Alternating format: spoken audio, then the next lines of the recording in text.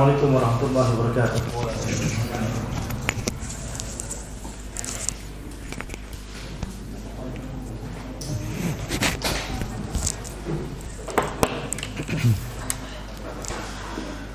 Innal hamdalillah nahmaduhu wa nasta'inuhu wa nastaghfiruh wa na'udzu billahi min shururi anfusina wa min sayyiati a'malina may yahdihillahu fala mudilla lahu wa may yudlil fala hadiya lahu wa asyhadu an la ilaha illallah wahdahu la syarika lahu wa asyhadu anna Muhammadan abduhu wa rasuluh. Allahumma shalli wa sallim ala sayyidina Muhammad wa ala alihi wa sahbihi ajma'in. Amma ba'd.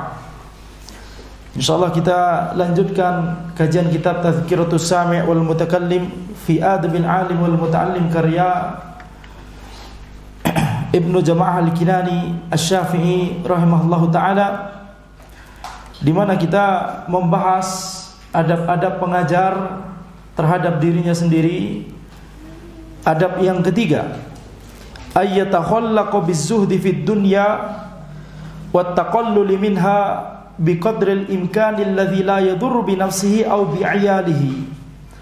Hendaknya seorang ulama, seorang yang berilmu, seorang pengajar ilmu syar'i itu hendaknya berakhlak dengan zuhud di dunia. Wat taqallul minha biqadril imkan, dan mengambil bagian yang sedikit dari dunia sesuai dengan kemampuan.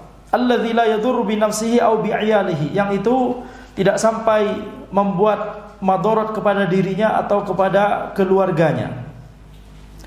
Fa inna ma yuhtaju ilaihi lidzalika 'ala al-wajhil mu'tadil minal qana'ati laysa yu'addu minad dunya. Karena apa yang dia ambil dari dunia, tetapi itu adalah secukupnya saja yang memang dibutuhkan olehnya. Yang itu adalah sesuatu yang disebut sebagai qanaah, yakni bersyukur terhadap apa yang dimiliki, mengambil dari dunia secukupnya sesuai dengan kebutuhan, tidak kemudian berlebihan mengejar dunia.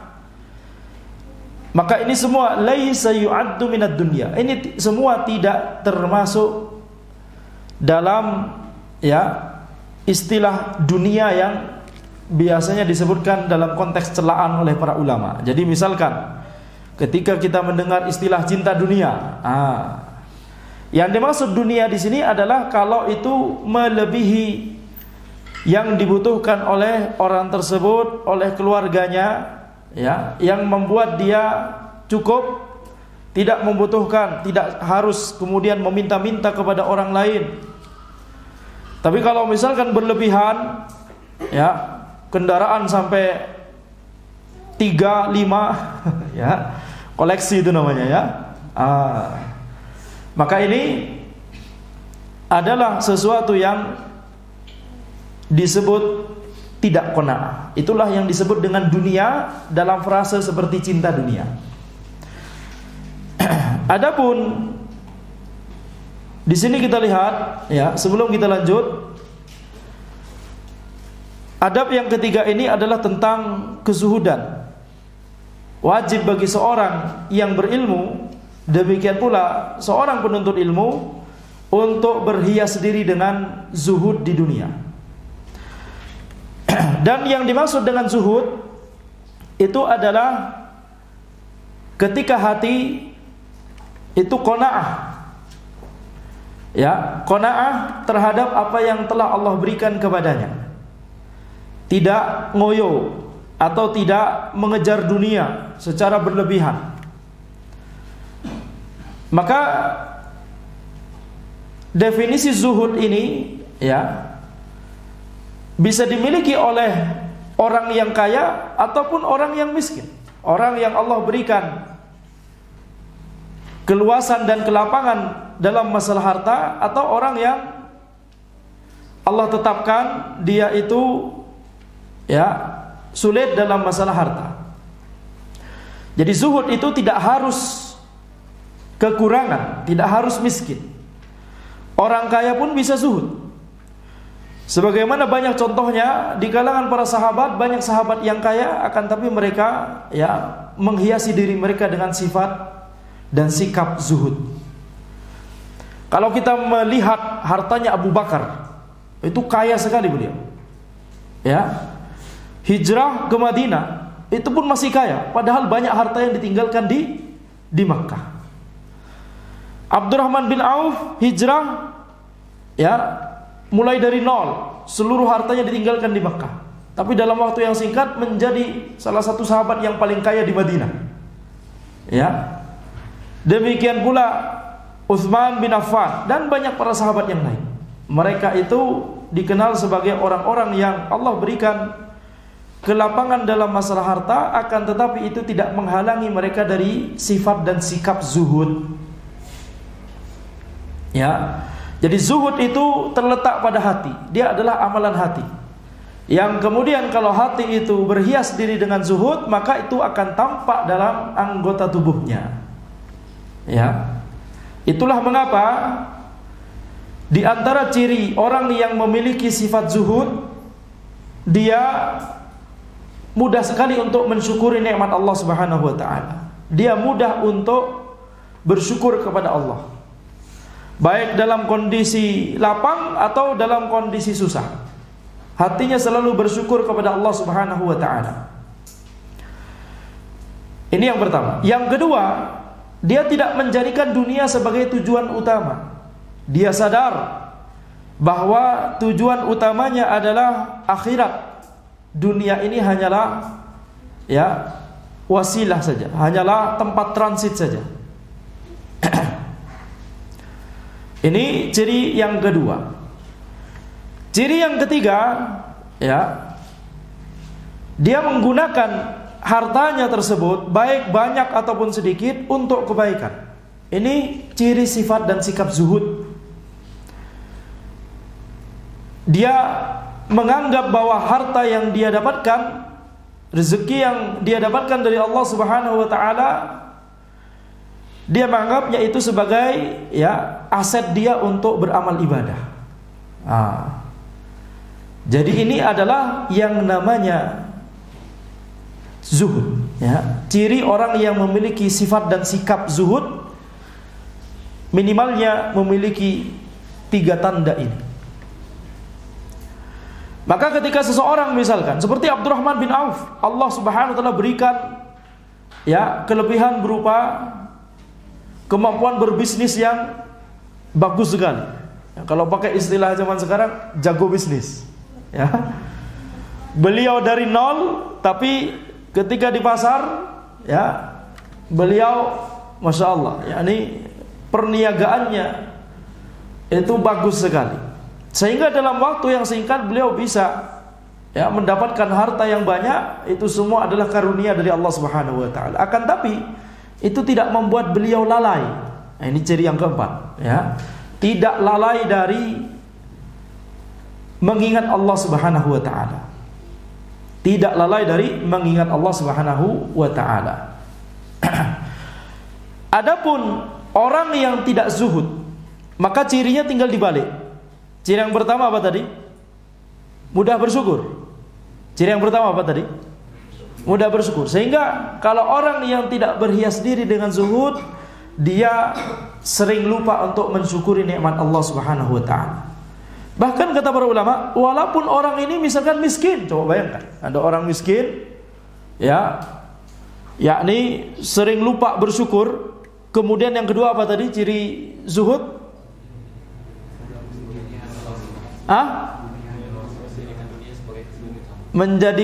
Tidak menjadikan dunia sebagai tujuan utama. Berarti ciri-ciri yang kedua untuk orang yang tidak zuhud, menjadikan dunia sebagai tujuan utamanya.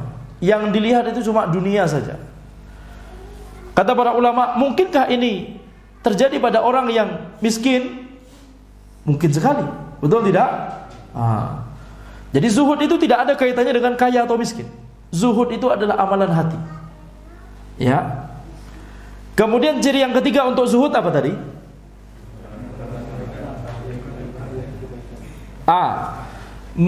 Menggunakan hartanya untuk kebaikan. Maka ciri orang yang tidak zuhud berarti dia hartanya itu disimpan saja, ya, tidak mau mengeluarkan zakat, tidak mau bersedekah, tidak mau menggunakannya untuk jalan-jalan kebaikan. Ini bisa dilakukan baik oleh orang kaya ataupun oleh orang miskin. Kemudian ciri yang keempat untuk zuhud, tidak lalai dalam mengingat Allah. Hartanya tidak membuat lalai untuk mengingat Allah. Maka ciri orang yang tidak zuhud yang keempat, dia sering lalai dalam mengingat Allah Subhanahu wa taala. Jadi sekali lagi, sifat ini bahkan bisa dimiliki oleh orang yang paling miskin di dunia, kata para ulama. Ya. Kita lihat contohnya misalkan Al-Hasan Al-Basri. Al-Hasan Al-Basri rahimahullahu taala itu ulama yang banyak disifati oleh para ulama yang lain, para ulama setelahnya sebagai ulama yang zuhud. Al-Hasan Al-Basri rahimahullah. Insyaallah kita semua ya mengenal nama beliau, betul tidak? Pernah mendengar nama beliau, Al-Hasan Al-Basri rahimahullah. Disebutkan tentang biografi beliau, beliau ini adalah orang yang termasuk orang yang kaya di daerahnya. Ya, pakaiannya bagus.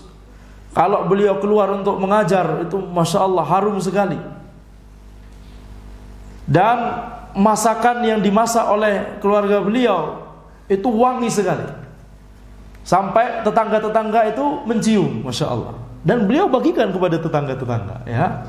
Jadi wanginya saja sudah enak, apalagi kalau dirasakan, Masya Allah. Ini Al-Hasan Al-Basri. Tetapi itu tidak ya menghalangi beliau untuk zuhud. Ya, jadi ciri 4 tadi minimal itulah yang harus kita pegang. Yang pertama adalah kita mensyukuri nikmat Allah Subhanahu wa taala. Yang kedua, kita gunakan harta tersebut untuk kebaikan. Yang ketiga, apa yang ketiga tadi? Hah? Berarti yang kedua apa tadi? Tidak menjadikan dunia sebagai tujuan utama, ya. Kemudian yang keempat, tidak lalai dalam mengingat Allah Subhanahu wa taala. Ini kunci supaya kita bisa berhias diri dengan zuhud. Banyak tanda-tanda yang lain yang disebutkan oleh para ulama. Kita cukupkan dengan 4 itu saja. Taib. Wa aqallu darajatil alim ay yastakdzirat ta'alluq bid-dunya. Li'annahu a'lamun nasi bi khissatiha wa fitnatiha wa sur'ati zawaliha wa kathrati ta'abiha wa nasabiha. Paling rendah derajat orang yang berilmu itu adalah dia harus membenci, bergantung kepada dunia, menjadikan dunia sebagai ambisi yang paling besar dalam hidupnya. Ya, jadi orang yang berilmu itu bertingkat-tingkat. Nah, derajat orang yang berilmu yang paling rendah itu harus memiliki sifat ini, apalagi derajat yang lebih tinggi. Ya.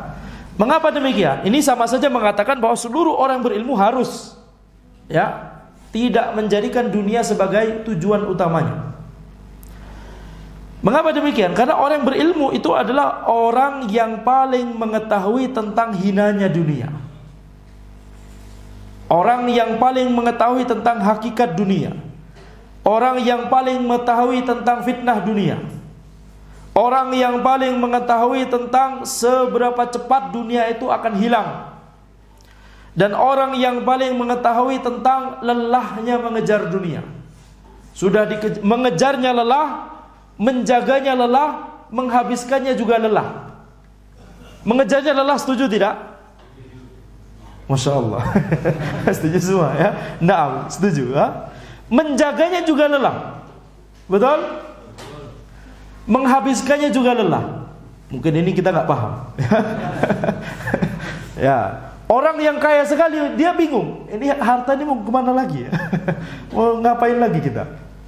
Sehingga orang yang tidak dekat kepada Allah Subhanahu, tidak banyak mengingat Allah, tetapi dia diberikan harta yang banyak oleh Allah Subhanahu wa taala, dia akan gunakan hartanya untuk foya-foya, untuk hal yang haram. Bingung, ini mau dihabiskan kemana?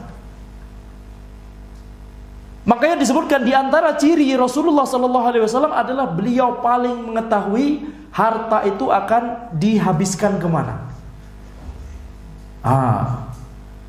Ini ciri dari Nabi Muhammad SAW, disebutkan oleh para ulama. Itu mengapa setiap ada harta, misalkan beliau diberikan hadiah atau misalkan ada ghanimah, beliau langsung menetapkan atau langsung mengetahui ini ke sini, ini ke sini, ini ke sini, ini ke sini dan seterusnya. Ya. Itu diantara ciri beliau sallallahu alaihi wasallam. Nah, sebaliknya, orang yang jauh dari ad-din, jauh dari agama, dia akan bingung ketika dia punya harta, dia akan bingung hartanya ini mau dikemanakan. Orang yang kemudian banyak harta, kemudian menghabiskan hartanya untuk keharaman, untuk hal-hal yang fasik, untuk hal-hal yang tidak bermanfaat, ini adalah ciri orang yang jauh dari ad-din, atau jauh dari mengingat Allah Subhanahu wa taala. Jadi di antara sifat yang bagus adalah mengetahui harta ini mau dikemanakan saja. Itu tidak main-main. Harus kita tahu mana jalur yang halal, mana jalur yang haram. Betul tidak? Setelah kita tahu jalur yang halal, kita harus tahu mana yang prioritas, mana yang kurang prioritas. Nah, itulah mengapa ini disebutkan oleh para ulama di antara ciri dari Rasulullah sallallahu alaihi wasallam yang harus kita teladani. Fahuwa ahaqqu bi'adamil iltifati ilaiha wal ishtighali bihumumiha. Oleh karena itu, karena para ulama adalah orang yang paling mengetahui tentang hinanya dunia, maka ulama seharusnya adalah orang yang paling tidak menoleh kepada dunia, yakni tidak menjadikan dunia sebagai tujuan utama. Orang yang paling tidak menyibukkan seluruh waktunya dengan ambisi-ambisi dunia. Ya. Berarti kalau kita ambil kebalikannya, orang yang paling jahil, orang yang jauh dari agama, orang yang jauh dari mengingat Allah Subhanahu wa taala, maka dia akan pertama dibayang-bayangi dengan ambisi dunia. Ambisinya semuanya tentang dunia.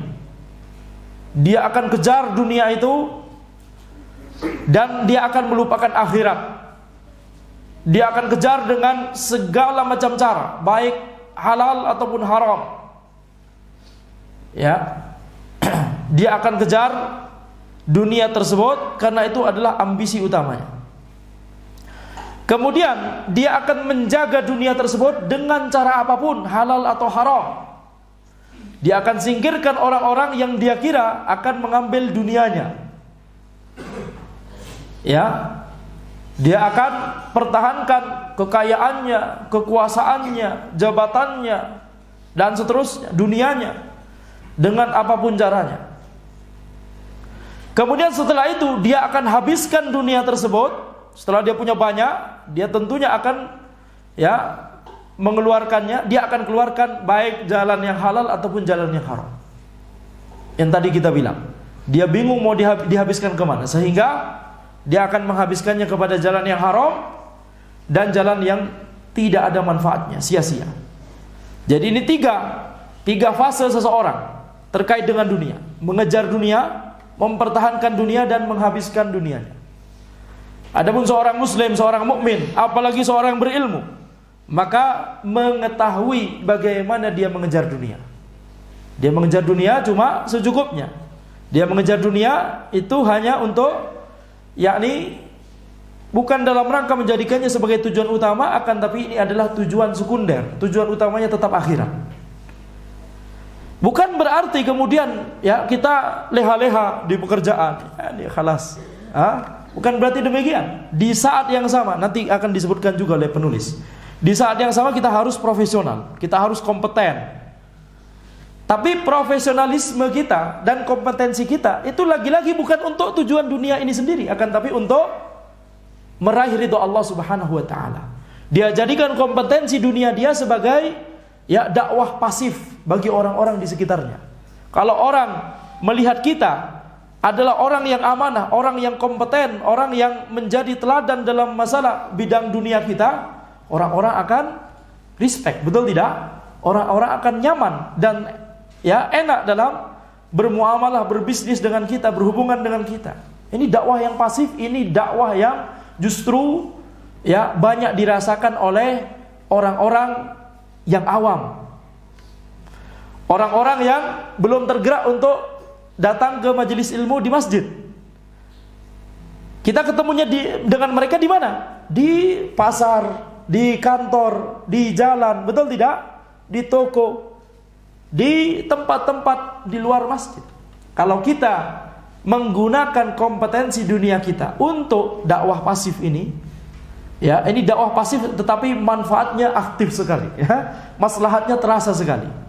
Dakwah pasif maksudnya adalah kita tidak secara terang-terangan mengajarkan atau mengajak, akan tapi kita mengajaknya dengan gerak-gerik kita, kompetensi kita, ya, akhlak kita. Inilah yang disebut oleh para ulama, istilah lainnya adalah kita tidak sedang berdakwah dengan lisanul qaul, tetapi kita sedang berdakwah dengan lisanul hal. Lisanul qaul itu adalah ucapan lisan, qaul itu perkataan, lisanul qaul. Adapun lisanul hal adalah lisan yang ada di gerak-gerik kita, di akhlak kita, di, ya, tubuh kita. Wa 'an Syafi'i radhiyallahu anhu. Nah, kita ingatkan lagi, ya. Jadi doa radhiyallahu anhu boleh untuk diucapkan kepada selain sahabat. Walaupun urfnya radhiyallahu anhu itu untuk sahabat. Tapi kalau ditujukan kepada orang selain sahabat boleh tidak? Apakah terlarang untuk mendoakan semoga Allah meridhoimu? Tidak terlarang, justru bagus, ya, justru bagus. Jadi jangan menganggap aneh atau menganggap memprotes, ya, akhi, jangan ya. Jangan doakan ini, tapi doakan hafizahullah atau rahimahullah. Ya, tidak demikian juga. Itu cuma uruf saja, ya, betul tidak? Qala wa 'an Syafi'i radhiyallahu anhu, "Lau usi li'aqalin nasi surifa ila zuhad." Kalau diwasiatkan kepada orang yang paling berakal, maka itu harus diserahkan kepada orang yang zuhud. Apa maksud dari kalimat ini? Maksudnya adalah kalau orang mewasiatkan hartanya, di dalam surat wasiatnya dituliskan harta anak ini, sepertiga harta anak ini, itu maksimalnya, ya, yang bisa diwasiatkan. Ana wasiatkan kepada orang yang paling berakal. Maka kata Al-Imam Asy-Syafi'i rahimahullahu ta'ala, ini harta yang diwasiatkan oleh orang ini harus diserahkan kepada orang yang zuhud. Kenapa? Karena mereka adalah orang yang paling berakal. Mengapa demikian? Coba sekarang kita bayangkan. Bayangkan ada orang yang memiliki tanah, memiliki sawah.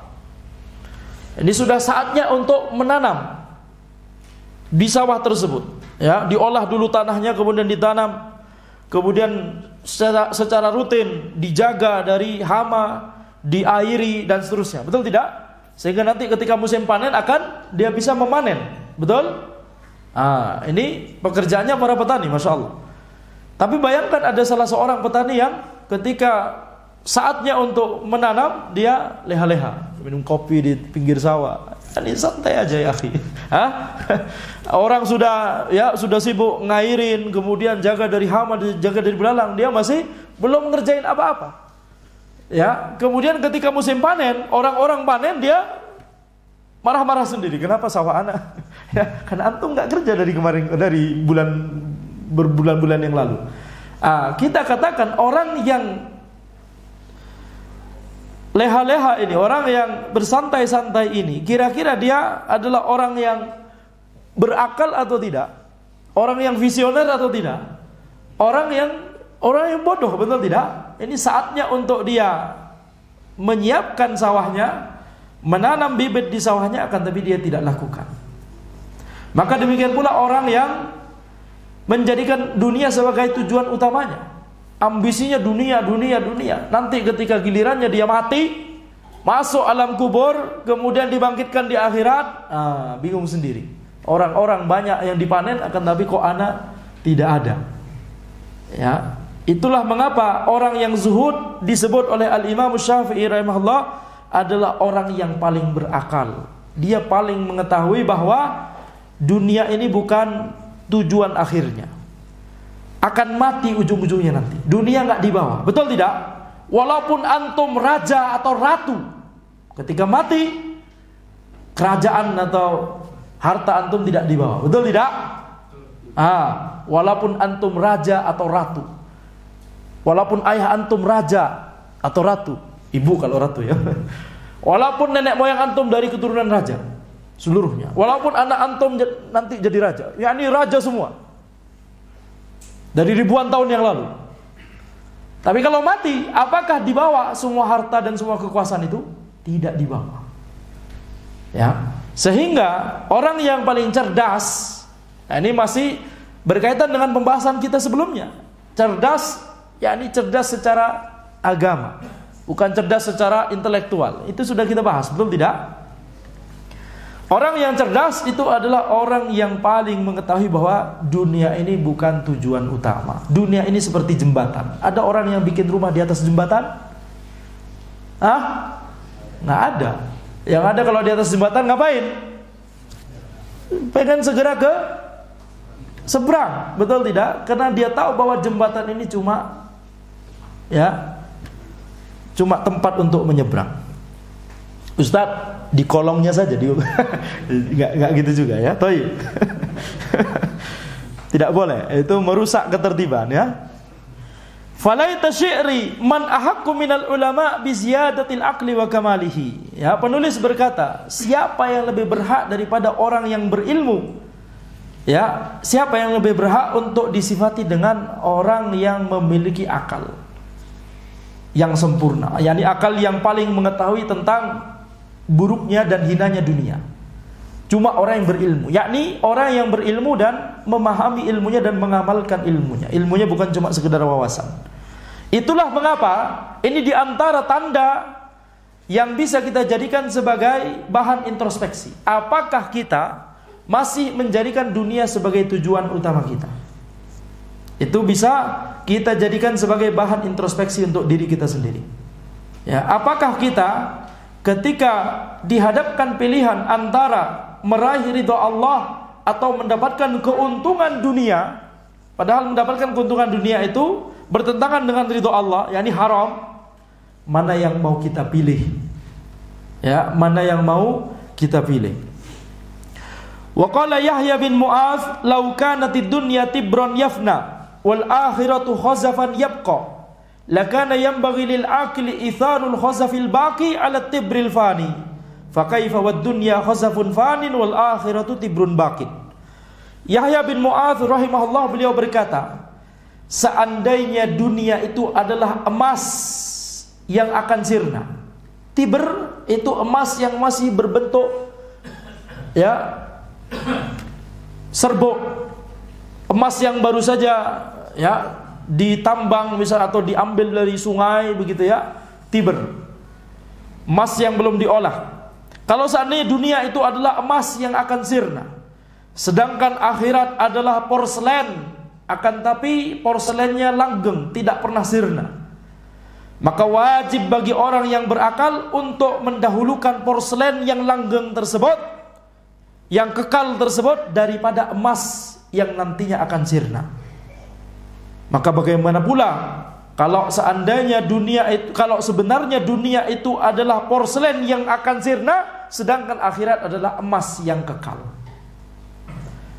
Jadi kalau seandainya dunia itu emas tapi akan sirna, sedangkan akhirat itu porselen tapi kekal, tidak akan sirna, kita harus memilih sesuatu yang kekal. Betul tidak?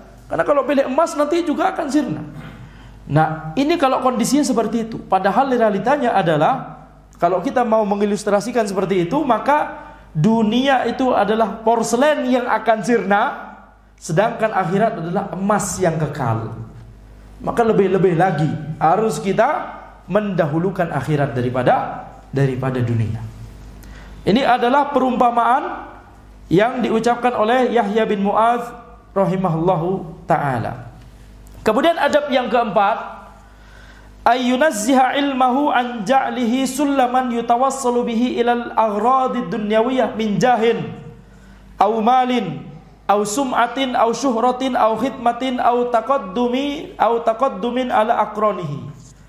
Adab yang keempat yang harus dimiliki oleh seorang yang berilmu adalah harus dia menjauhkan ilmunya ya, dari dijadikan sebagai alat atau tangga untuk menuju tujuan-tujuan dunia, untuk mencapai atau meraih tujuan-tujuan dunia. Seperti kehormatan, seperti harta, seperti popularitas, keterkenalan, seperti khidmah, seperti ingin dilayani orang, ingin dihormati orang, atau ingin untuk dijadikan sebagai alat untuk mengungguli orang lain, mengungguli teman-temannya. Ini adalah adab yang keempat yang harus dimiliki oleh orang yang berilmu. InsyaAllah kita lanjutkan setelah jamaah isya. Ini sudah waktunya azan ya. Nah, insyaallah kita lanjutkan setelah jamaah isya. Hadza wallahu a'lam. Subhanakallahumma bihamdika asyhadu an la ilaha illa anta astaghfiruka wa atubu ilaik.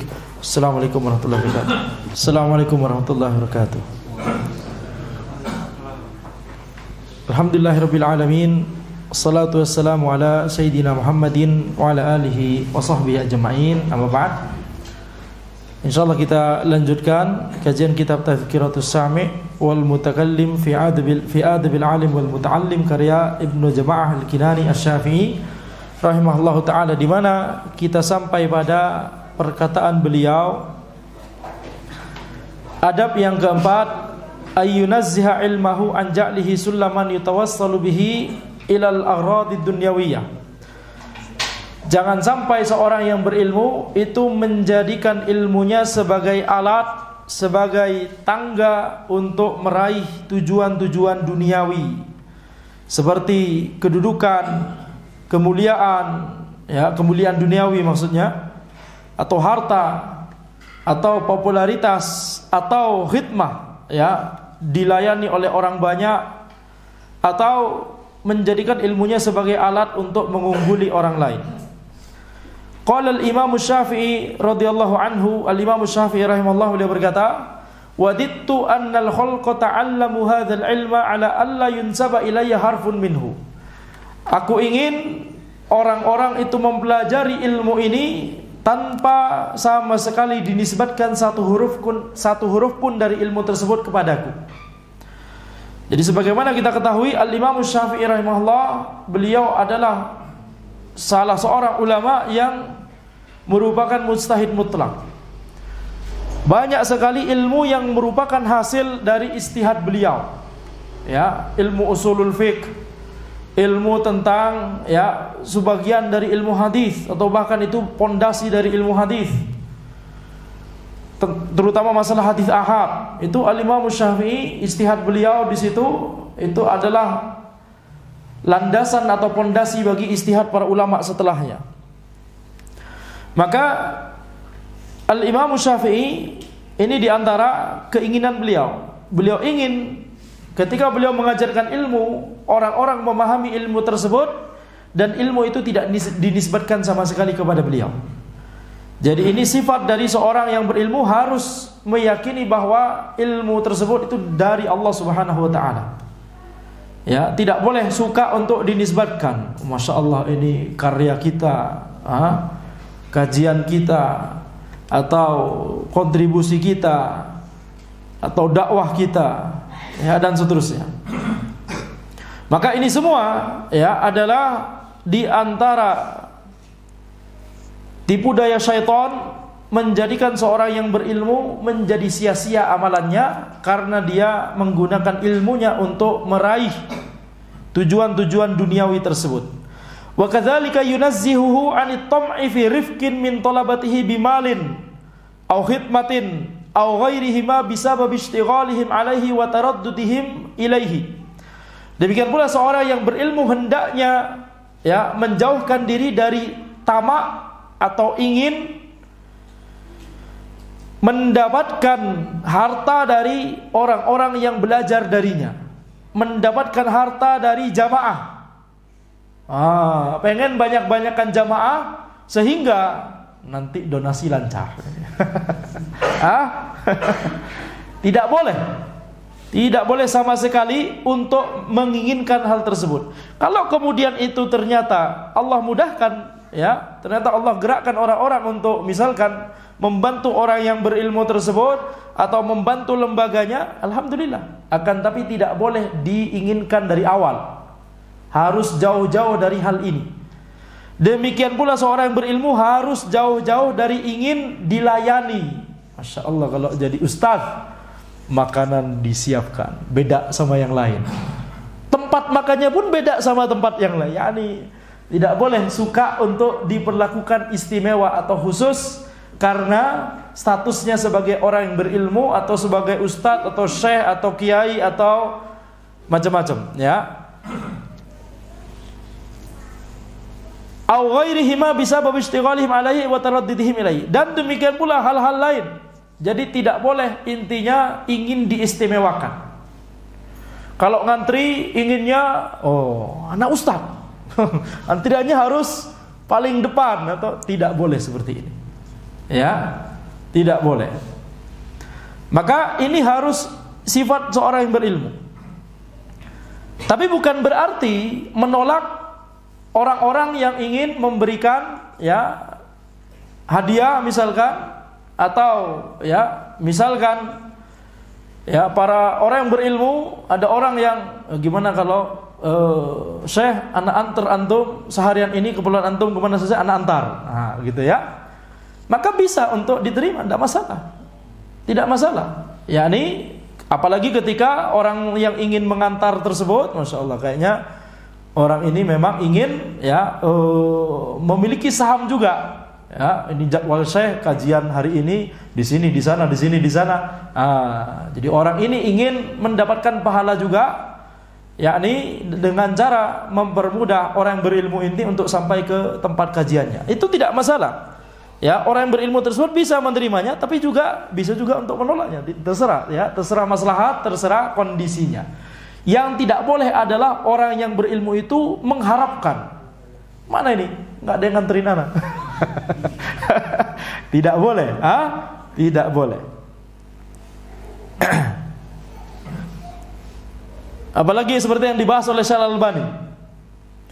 Ada orang yang tidak membalikkan sendal dari Syekh ketika mau pulang. Berarti antum tidak menghargai orang berilmu.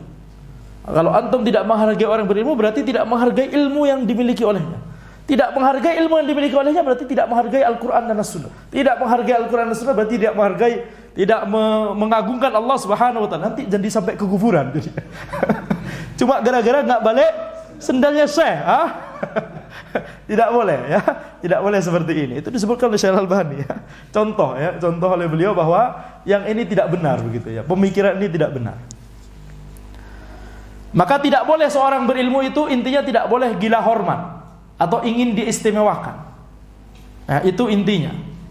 Tapi kalau ada orang yang ingin memberikan khidmah kepadanya, ya, maka silakan. Jika maslahat diterima, alhamdulillah. Kalau ada maslahat juga untuk menolaknya, maka silakan. Ya, itu tergantung maslahat, tergantung bagaimana yang dilihat oleh orang berilmu tersebut pada kondisi tersebut. Kana Mansur, yani Mansur Ibn al-Mu'tamir, seorang ulama, la yasta'inu bi ahadin yakhtalifu ilaihi fi hajatin. Mansur rahimahullah, beliau seorang ulama besar, beliau tidak meminta pertolongan sama sekali kepada satu orang pun yang menuju kepada beliau untuk belajar, ya. Tidak meminta pertolongan sama sekali dalam kebutuhan beliau. Yani beliau selalu berusaha untuk memenuhinya sendiri. Tidak pernah meminta pertolongan. Ya. Wa qala Sufyan bin Uyainah, tapi sebagian sumber menyebutkan ini Sufyan Ats-Tsauri. Allahu a'lam, nah belum cek.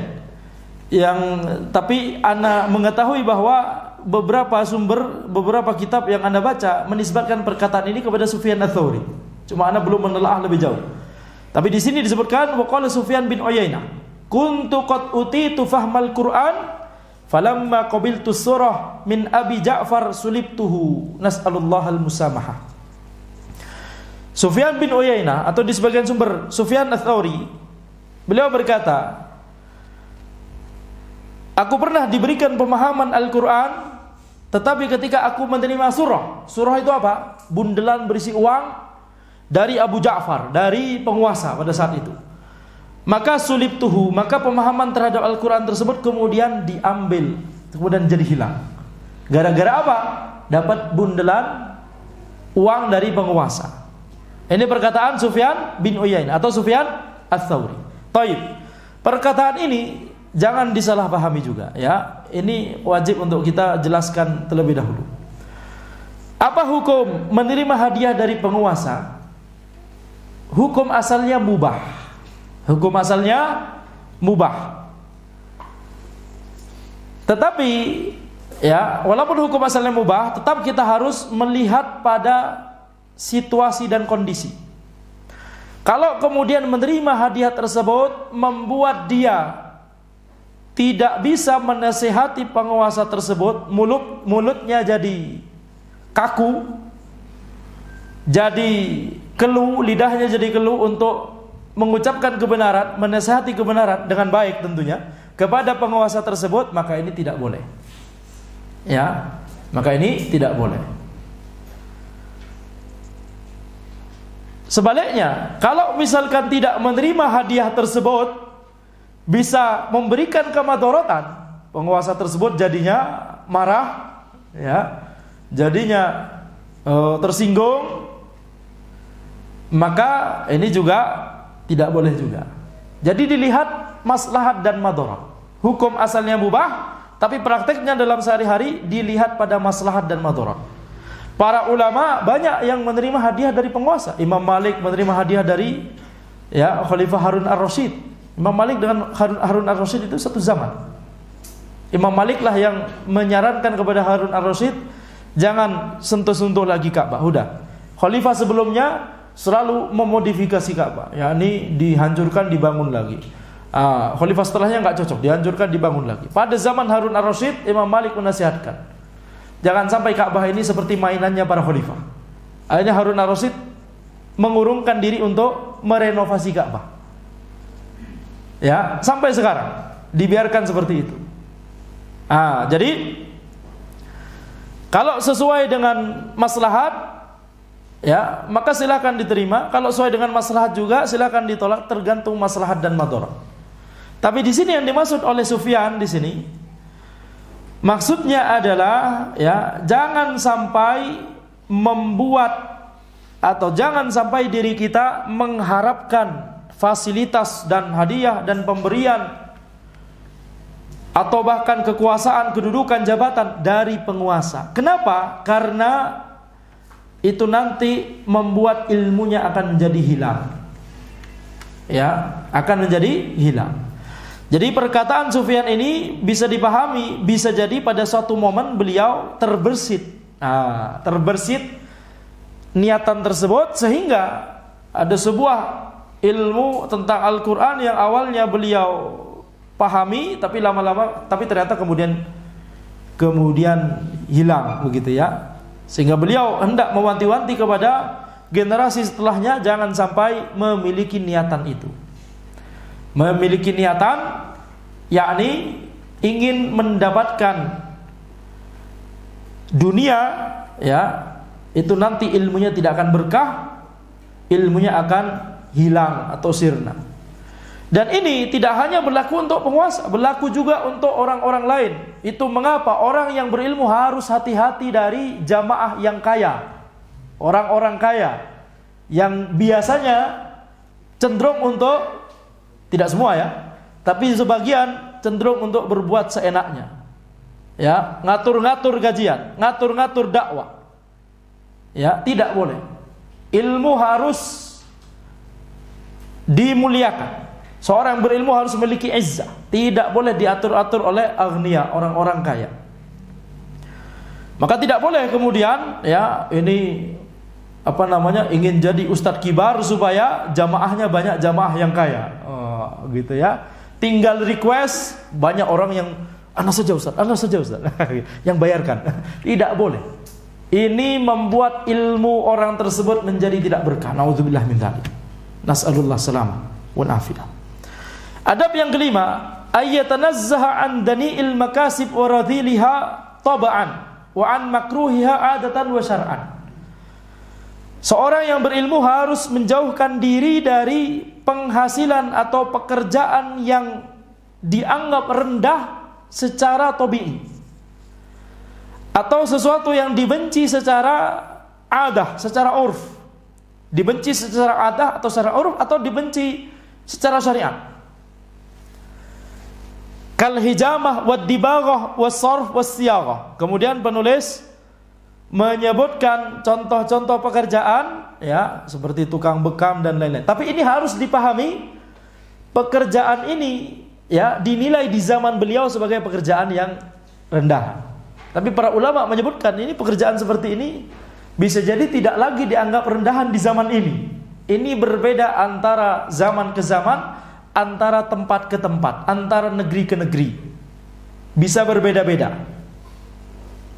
Di antara contoh yang disebutkan oleh para ulama, misalkan, ini cuma misalkan saja. Kalau ada orang yang punya pekerjaan, yaitu, ya, ditugasi untuk mengenakan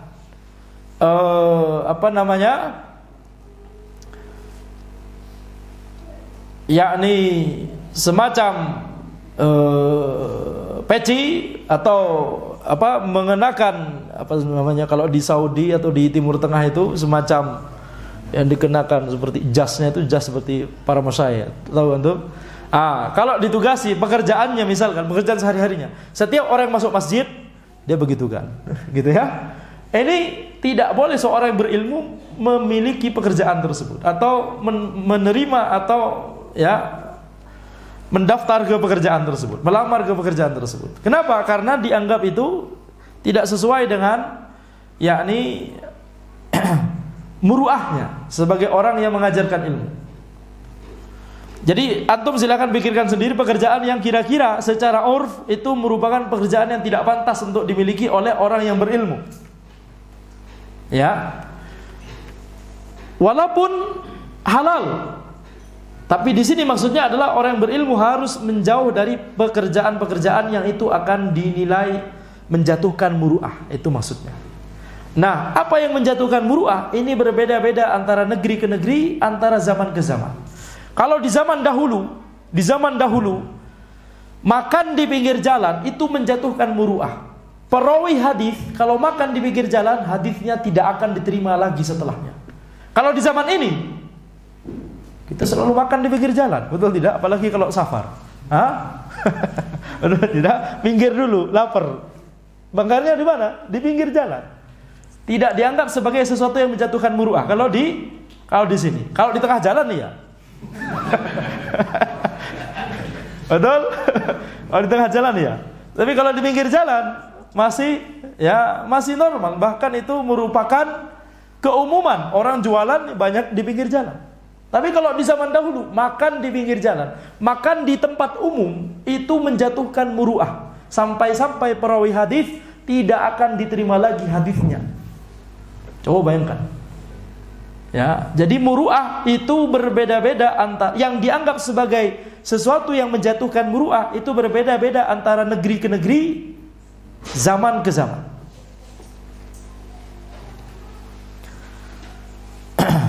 Taib. Kalau di negeri barat, biasanya orang kafir, kalau ada murid, ya, misalkan di ruang kelas yang tempat atau mejanya itu berundak-undak seperti itu gitu ya. Kalau ada murid kakinya naik ke atas sambil dengerin dosanya begini, itu dianggap biasa. Tapi kalau di sini, jangan coba-coba ya. Dijamin antum disuruh mengikuti kelas dari tengah lapangan. Tapi sesuatu yang dianggap, ya, yang pantas atau yang tidak pantas itu berbeda-beda antara, tapi itu, ya, tentunya itu buruk ya. Walaupun dianggap pantas oleh orang kafir, tapi itu tetap di kacamata syariat itu buruk karena tidak memuliakan gurunya atau dosennya atau orang yang berilmu tersebut. Nah, tapi ini contoh saja. Antara urfnya muslim dengan urfnya orang kafir berbeda. Nah, pasti berbeda. Baik. Tapi di sini yang dimaksud adalah urfnya kaum muslimin. Kaum muslimin negerinya berbeda, zamannya berbeda, bisa jadi standar urfnya sangat berbeda. Wa kadzalika yatajannabu mawadi'at tuham wa in ba'udat. Demikian pula seorang yang berilmu harus menjauhi tempat-tempat yang itu dikenal tempat yang buruk. harus menjauh. Walaupun sebenarnya ya jadi tidak boleh mendekat. Walaupun posisinya masih agak jauh, tapi tetap harus berhati-hati dari, misalkan tempat yang dikenal sebagai tempat perjudian, misalkan tempat-tempat perjudian, pusatnya di mana? Di situ. Tempat-tempat lokalisasi, misalkan, ya, tempatnya di mana? Di situ. Orang berilmu harus menjauhi daerah tersebut. Ini hukum asalnya. Kecuali kalau misalkan ada kajian yang memang kajian diadakan di sekitar tempat itu, maka tidak masalah, begitu ya. Tapi maksudnya di luar kepentingan untuk kajian dan lain-lain, maka hendaknya menjauhi tempat-tempat mawadhi'at tuham, yakni tempat-tempat yang kalau orang yang berilmu tersebut di situ akan dikenai tuhmah, yakni akan dikenai suudzon. Orang akan mengarahkan suudzon kepada orang tersebut. Antum kenapa di sini? Antum kenapa juga di sini? Gitu ya. Tidak boleh saling bertanya, saling introspeksi. Kenapa kita di sini? Ya sudah, kita pergi. Jangan kemudian karena ada teman yang sama-sama berbuat keburukan, jadi keburukan itu jadi terlihat lebih mending, gitu ya. Tidak boleh. Wala yaf'alu syai'an yatadammanu naqsa muru'atin aw ma yustankaru dhahiran. Jadi tidak boleh seorang yang berilmu melakukan sesuatu yang itu mengandung hal yang bisa menjatuhkan muru'ah, atau hal yang diingkari oleh orang banyak. Wa in kana jaizan batinan, walaupun ya kalau kita tanya apa hukum asalnya, mubah. Misalkan sering duduk-duduk di di warung, tapi lama sekali gitu ya. Kalau kita tanya hukum asalnya apa duduk di warung, ya mubah. Tapi kalau seorang yang berilmu sering ya menghabiskan waktu di warung, ngobrol, ngalor ngidul dan seterusnya, ini menjatuhkan muru'ah, betul? Fa innahu yu'aridu nafsahu lit-tuhmah. Dia akan menjerumuskan dirinya sendiri kepada tuhmah, kepada buruk sangka orang, omongan orang. Wa irdahu lil waqi'ah wa yuqi'un nasa fi dzununil makruhati wa ta'thimil waqi'ah. Dia akan membuat ya harga dirinya itu jatuh dan membuat orang-orang memiliki zon-zon yang buruk terhadapnya. Padahal itu bisa jadi tidak benar, tapi karena orang ini yang mendekati hal tersebut sehingga orang jadi suudzon. Membuat orang tidak suudzon pada kita itu termasuk hal yang disyariatkan. Ini kaidah yang penting. Ya, jadi kemudian tidak boleh kita kemudian salah sendiri orang suudzon. Gitu ya. Ini tidak boleh. Tapi harus kita sebisa mungkin menghindari melakukan hal yang membuat orang lain suudzon. Fa in ittafaqa wuqu'u syai'in min dzalika minhu li hajatin aw nahwiha akhbara man syahadahu bi hukmihi wa bi uzrihi wa maqsudihi.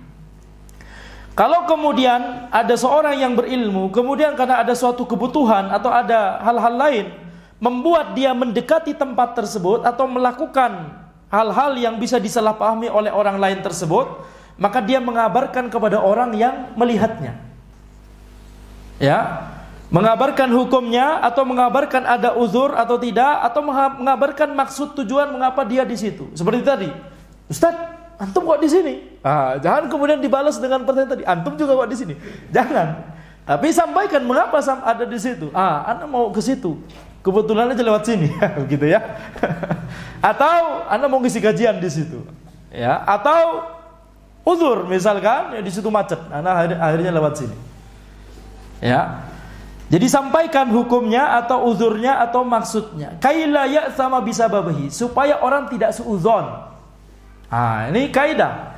Ya, sebisa mungkin jangan sampai membuat orang suudzon pada kita. Selain karena supaya orang tersebut tidak berdosa karena suudzon, yang kedua supaya ilmu kita tidak kemudian dijauhi oleh orang gara-gara hal tersebut, begitu ya. Jadi orang yang berilmu harus sadar bahwa dia itu dilihat oleh manusia. Jangan sampai yang harusnya ilmunya itu bisa bermanfaat bagi orang, diambil orang, tapi diambil manfaatnya oleh orang lain, tapi kemudian orang-orang itu menjauh darinya cuma karena perkara suudzon seperti ini. Tentunya orang lain tidak boleh gampang suudzon. Taib, harus minimal klarifikasi atau ya tidak boleh atau jauh-jauh dari suudzon. Jadi kedua belah pihak harus sama-sama memperhatikan hal ini. Orang yang melihat tidak boleh langsung suudzon. Orang yang berilmu tersebut harus segera menyampaikan hukumnya atau uzurnya atau maksud dan tujuannya dan seterusnya. Yang bisa jadi orang lain tidak ketahui. Kaila ya'thama bisababihi aw yanfiru anhu fala yantafi'a bi ilmihi. Ya, supaya orang tersebut tidak dosa karena suudzonnya dan supaya orang tersebut tidak lari dari orang berilmu tersebut sehingga tidak lagi mengambil manfaat dari ilmunya tadi, dari ilmunya tersebut. Wal yastafida dzalikal jahilu bihi, dan supaya orang tersebut bisa mengambil faidah dari penjelasan orang berilmu. Bisa jadi yang dilakukan oleh orang yang berilmu tersebut boleh-boleh saja secara syariat. Tapi orang yang melihatnya yang salah, merasa itu menjatuhkan muru'ah atau merasa itu haram, sehingga orang ini jadi suudzon. Orang berilmu ini hendaknya menjelaskan hukumnya. Ya. Apa contohnya misalkan? Contohnya apa? Misalkan orang yang berilmu, ya, apa contohnya? Misalkan diantar oleh jamaah gitu ya. Orang yang tadi, wah ini orang berilmu ini, ya ini diantar jamaah ke kajian ini, kajian berikutnya diantar lagi, kajian berikutnya diantar lagi. Dia merasa bahwa itu berdasarkan mungkin ilmu yang dia pelajari seperti yang tadi, tapi kurang lengkap. Dia merasa ini sesuatu yang tidak boleh dilakukan oleh orang berilmu. Harusnya orang berilmu masih sehat kok, gitu ya, punya kendaraan sendiri, kenapa nggak jalan sendiri? Bisa jadi dia suudzon akhirnya, tapi ini disebabkan karena dia tidak tahu hukumnya. Itulah mengapa orang berilmu ketika kemudian ada indikasi orang seperti ini, maka dia sampaikan hukumnya, bukan dalam rangka yakni ingin selalu memiliki citra baik di hadapan orang, bukan, tapi dalam rangka untuk menyampaikan ini hukumnya, ya, supaya dia tidak suudzon lagi dan supaya dia bisa mengambil faidah ilmu dari penjelasan tersebut. Walidzalika qala an-nabi sallallahu alaihi wasallam lirrajulain. Contoh lain sebelumnya ya.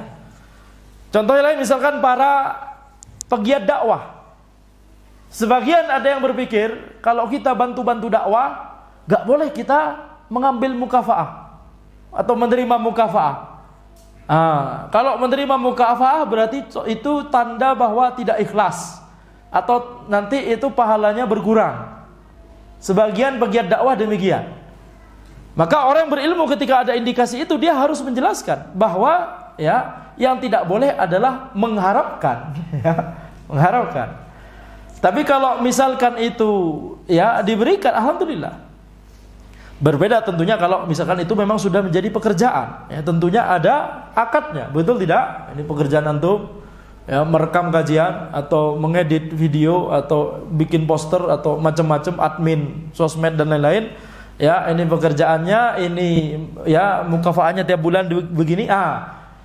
Ini tidak masalah seperti ini. Ya, tidak masalah.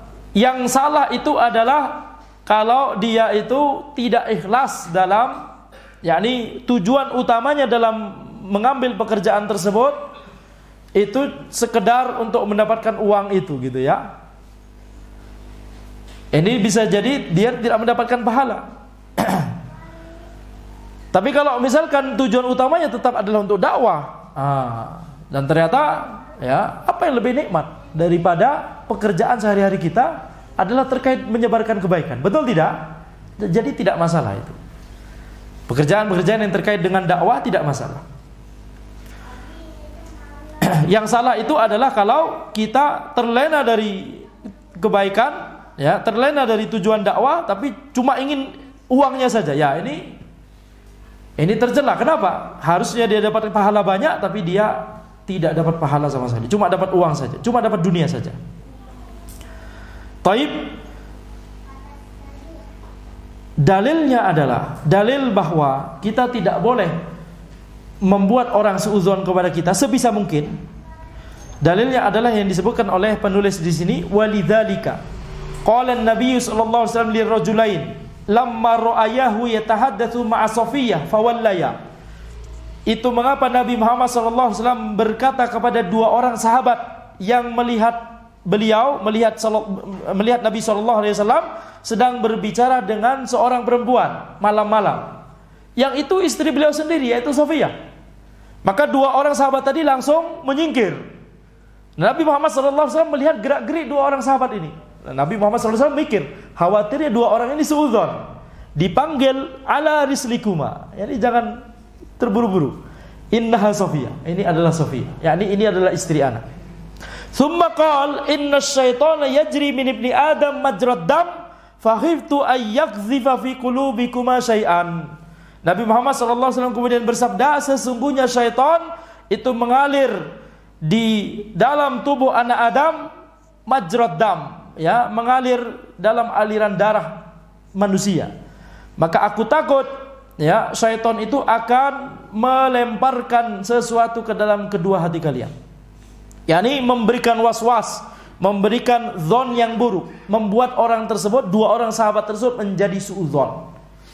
Jadi ini dalil bahwa sebisa mungkin kita hendaknya tidak boleh membuat orang lain suudzon kepada kita. Tapi kalau kita sudah hati-hati, orang tetap suudzon, itu urusan dia nanti dengan Allah Subhanahu wa taala. Sebagaimana yang kita sebutkan tadi, walaupun sudah ada indikasi, tetap kita harus berusaha untuk tidak suudzon kepada orang lain. Jangan bermudah-mudah untuk suudzon kepada orang lain. Ya. Kecuali kalau sudah jelas, maka ya itu beda perkara. Sehingga di sini ada lanjutannya. Waruya fatahlika, ya, atau fatahlika, ya. Sehingga kalau kemudian syaitan tersebut memberikan was-was atau suudzon atau zon yang buruk kepada antum berdua, maka antum berdua akan celaka. Yakni akan dipenuhi dengan ya zon yang buruk tersebut. Memiliki zon yang buruk padahal itu tidak benar, ini sendiri adalah perbuatan yang dosa. Apalagi nanti ditindaklanjuti, nggak cuma zon saja, tapi diapain? Dibahas, ya, jadi ribah. Jadi satu dosa menuju ke dosa berikutnya. Oleh karena itu, kalau kita menikah harus diumumkan, betul tidak? Jadi para bapak-bapak, kalau menikah yang kedua harus diumumkan, nanti orang suudzon. Wah, ini si fulan kok sama perempuan, padahal istri anak baru saja ketemu sama istri di sana gitu ya. Jadi suudzon. Ya, ini disebutkan oleh para ulama pernah terjadi di tarikh ya. Itu karena tidak diumumkan pernikahannya. Itu mengapa para ulama menyebutkan di antara hikmah ya adanya walimah, itu adalah dalam rangka mengumumkan pernikahan. Baik. Demikian yang bisa Anda sampaikan dalam pertemuan kita kali ini. Silakan jika ada pertanyaan.